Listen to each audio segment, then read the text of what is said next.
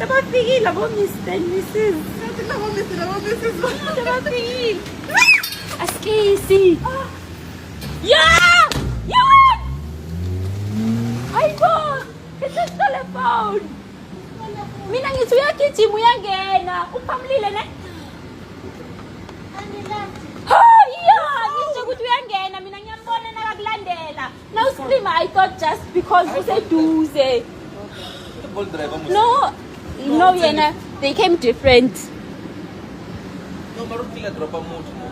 Dropa somebody.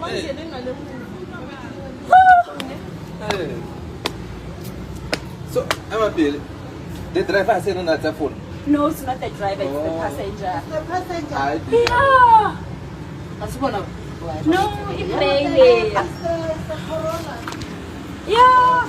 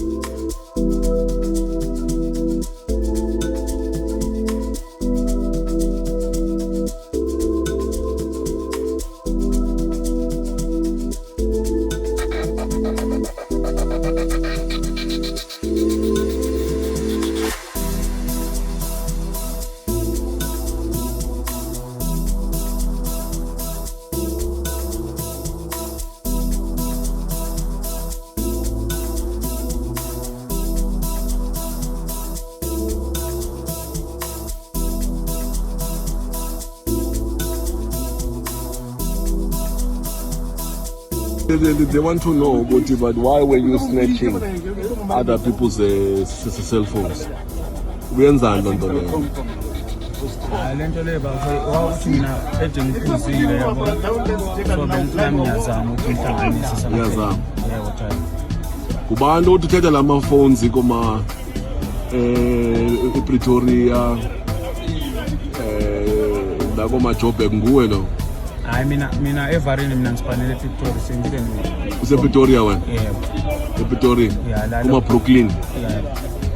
ya ngobani amanye amajita laphayana what you are doing it uyabona ke wena inkinga izayo one izathi mawungena ebejozi ne kunamanye amaphoyisa eJMPD kuthiwa iTRU uyabona la nakudubula ndangadlali leziyana uyabona even namanje bekufuneka ukuthi siye saphuma from lab because ubutrenda too much on TikTok wathi noni ingathi kunenkinga la iseTshwane siyayibona siyasebenzisana ke eTshwane uyabona ba yeah so manje uzafuneka usinike bonke abanye abantu osebenzisana nabo owathengisa kubi namafoni uyabona nje kahle nje uyabona uyabona ke sesingenile ke manje ububanjiwe izolo muzi amaphoyisa ububanjwe kuphi eTshwane abakubambanga ke eTshwane izolo akangikhona ngabakubamba no it is fine so kakhulume naba bantu ububathathele la mafoni kakukhulume nabo uxolise kubo hayi mina vele time lami into leyo lengiyenza mara okwamanje bafethu singibuyisele emuva kakhulu ngakhona abantu sebengikhuzile abaningi ngisho kulo wonke umuntu ngamthathela into yakhe ngiyaxolisa hayi ukuthi mhlambe ngokudelela mara ngokuhlonipha. The snatcher has been snatched. Usubanjiwe umgulukudu. Hello and welcome to Scopencast.